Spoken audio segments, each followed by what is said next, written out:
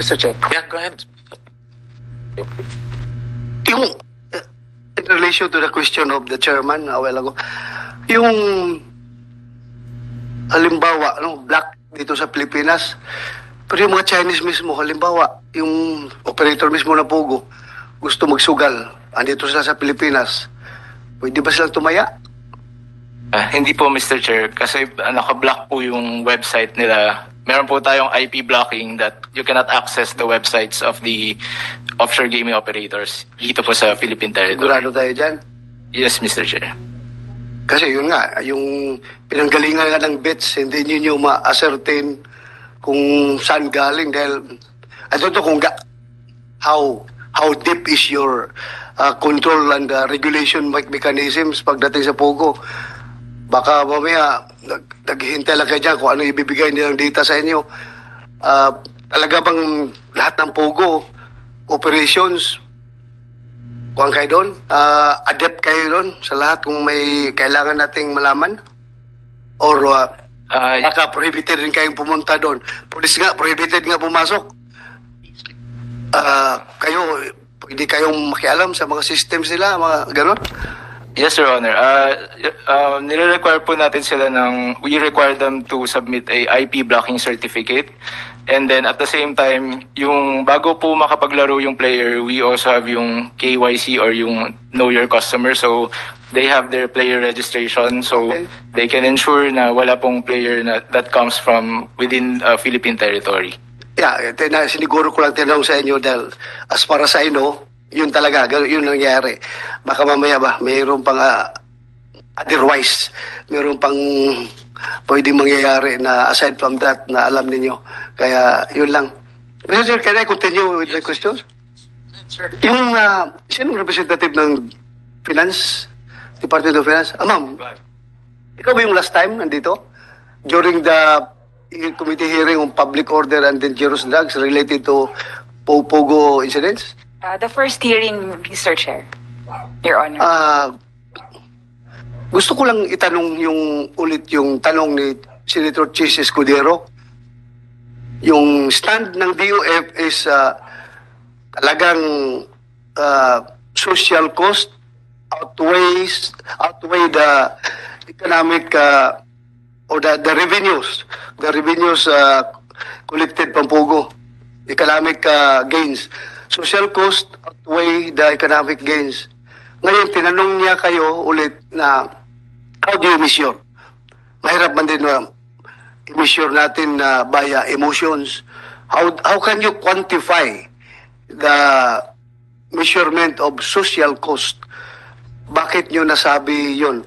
Kaya mahirap yung haka-haka lang tayo. Kaya kailangan we should have solid facts, solid data na present na convincing talaga. Dapat isara na itong Pogo dahil ganito talaga nangyayari.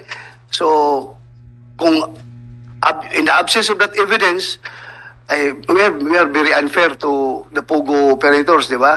Ngayon, may na-come up na kayong computation about that? Kung paano nyo nasabi na social cost ay mas mabigat kaysa economic gains ng Pogo operations? Mr. Chair, we have updated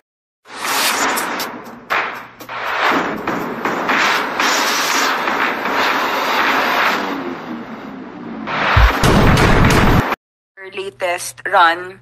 The net cost of Pogo is still 8.44 billion. So in our submission, in our updated submission, Mr. Chair, we have broken down the costs in terms of direct economic costs as well as indirect economic costs. And for the benefits, we've also accounted for the earlier submissions to account for the direct benefits and the total indirect benefits from the Pogo operations. On the question of social costs, it's inherently difficult to compute the direct loss of life, direct physical and psychological harm to the victims, and other social costs such as indirect social fear and anxiety. However, Mr. Chair, we have also specifically enumerated the direct economic costs arising from Pogo operations. So this would be the additional cost for law enforcement and immigration, estimated decrease in foreign direct investments due to perception of crime, estimated decrease in inbound tourism revenues due also to perception of crime, estimated decrease in FDI due to perceptions of corruption, and estimated decrease in inbound tourism also due to perceptions of corruption. And in relation to other indirect economic costs would be overall economic multiplier related to foregone investments due to crime, foregone revenues from tourism, and law enforcement. So, ganito, yun nga, naintindihan ko doon yung foreign direct investments dahil nga masama yung imahe natin from abroad dahil maraming krimen na nag-umiikot sa social media. Now that so far, according to the PNP, meron pa ba kayong na-record na crime after nung hearing natin? Wala na. Dahil anong ginawa nyo? We increase our police visibility in Increase ang police visibility. So, police visibility, factored in yan doon as additional economic cost. Di ba? Yun sabi mo. So, ganito, ilang weeks na nagdaan, wala nang recorded na krimen, Pogo-related crimes. Hindi pa rin ba magbabago ang iyong stand pagdating dito sa Pogo operations? I'm not pro Pogo, ha. Baka ma-misinterpret ko. I'm not pro Pogo, I'm not anti-Pogo. Nasa gitna ako. Kung saan ang ikakabuti ng ating bansa, nandoon ako. Pwede nating i-stop operation, pwede rin pagpatuloy kung saan nakakaganda sa ating bansa. Kaya nga, turuin ko sa'yo, sabi ng PNP, wala ng krimen na nangyayari. Nabulabog mo lang ito dahil doon sa mga umiikot na nagbabiral na mga social media post. Ngayon, wala na. Tahimik na ang Pogo. Takot na sila. Pag makakita ng polis, yung mga Chinese dyan naglalakad sa Entertainment City, tumatakbo, umiiwas sa polis. Dahil alam nila na upakan talaga sila ng polis pag sila gumawa ng krimen. Dahil galit na yung polis dahil sila ang nasisira sa ating lipunan dahil they failed to maintain peace and order. Ngayon, wala na. Tahimik na ang Pogo. So, magbabago pa ba yung stand ninyo? Na okay na lang sa amin yan kasi kahit somehow kumikita tayo, wala namang gulo, wala namang krimen nangyari. Please. Mr. Chair, we stand firm that there are still reputational vulnerabilities attached to the continued Pogo operation. Like what? Like what? Additional vulnerabilities. Can you specify? Para marinig ng mga tao, para tulungan natin sila rin sa kanilang opinion about that. Anong mga additional vulnerabilities na kita mo? Sabi ng PNP, tahimik na talaga sir, wala lang krimen. Solve na. Yung mga siraulo na nakuha na sabi ng immigration na deport na, naibalik na doon. So, ano pa? Ano pang hinahanap natin na social cost? In terms of vulnerabilities, there's also an opportunity cost in terms of tourism, and I understand the NED has additional runs on how much it will cost us in terms of opportunity cost on tourism. Malukwa na nga, wala na nga krimen eh. Bakit sila matakot pumunta dito sa atin, ang turista? Mas marami pang opportunities sa kung open ang Pogo dahil yung mga Pogo player ay mga employees mismo, mga Chinese yan, gustong magpasyal sa Boracay, gusto magpasyal sa Baguio. So mas maganda pang turismo natin. So I don't think it's additional opportunity cost. Kasi nga, tahimik na nga. Hindi ko pinapabango ang Pogo, ha? Hindi ako nag-judurize ang Pogo. I need facts, I need figures para to come up with a good decision itong committee namin.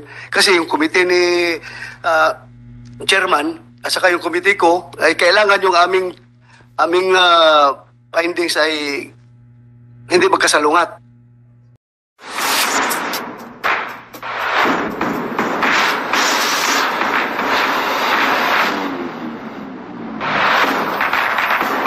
Based on our study, a 1% increase in crime rate decreases tourism inflows by 4.97%. So in nominal terms, this is around 8.9 billion annually.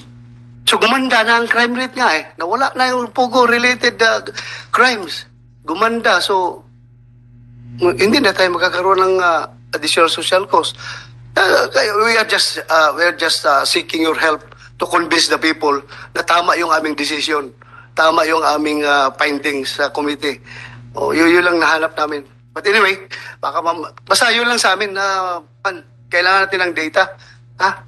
That's why, Mr. Chair, we have endeavored to submit a more comprehensive cost-benefit analysis to show also Alam mo, dali ha? what we have. Yung comprehensive cost analysis, hindi yan maintindihan nung yung mga ordinaryong tao na nagsasabong dyan o yung nagsasabong na naman. Babalik na naman tayo sa issue ng isabong. Balita ko pa naman, bumalik na ng isabong. Totoo ba? Pagkor, bumalik na isabong? Nag-operate na sila? Wala sir. So yung nag-operate ngayon, guerrilla yan? Illegal ha? Bantayan ninyo para hindi tayo masira sa taong bayan. Ha? The monitoring, Your Honor. Kasi mamaya, pag mayroon pang mawalang sa bungiro dyan, wala na talaga tayo. Hindi na tayo pamaniwalaan ng taong bayan. Hindi pa nga natin nakita yung 16 na missing, 32, 36 na missing. Wala pa tayo nakita kahit isa. Tapos madagdagan yan. Bantayan talaga nyo, hindi kayo malusutan, ha? Yun lang sa akin. Ikaw ang chairman ngayon ng Pagcor. Sino bagong chairman? Oh, Mr. Chair. Ha? Ang chairman po is si Chairman Alejandro Tenco. Wala siya dito ngayon. Wala po, Chair. Kung sana, pag ganitong hearing, dapat andito siya. Bago pa nga siyang upo, dapat mapakilala rin siya na, I am here, sir. Pwede niyo akong gisahin. Kahit na bago pa ako. Dapat ganun na, para magtutulungan tayo dito. So, yun lang, Mr. Chair. Maraming salamat. Thank you. Thank you, ha. At saka, masyado kayo malungkot. Kanina pa ako nanood sa inyo, nag-hearing, parang napakalungkot ninyo dito. Sige, Mr. Chair. Thank you. Thank you. Ngayon, sasaya na ho sila dahil birthday po ni Senator Robin Padilla. Happy birthday, Senator Robin Padilla. Maraming salamat po, mahal na tagapangulo ng committee na ito. Isang magandang umaga po sa inyong... Huwag po kayong malungkot. Abay ba? Pamihira. Masaya po tayo dapat. Magandang umaga din po sa ating pinakamatigas na senador po, Senator Ronald Bato. Magandang umaga po sa inyo. Thank you. Hindi kita mabibigyan ng gatchalian lechon. Dahil hindi ko kumakain ng lechon eh. No? Lechon manok na lang. Let me also acknowledge the virtual presence of Senator Chis Escudero. Sir, good morning.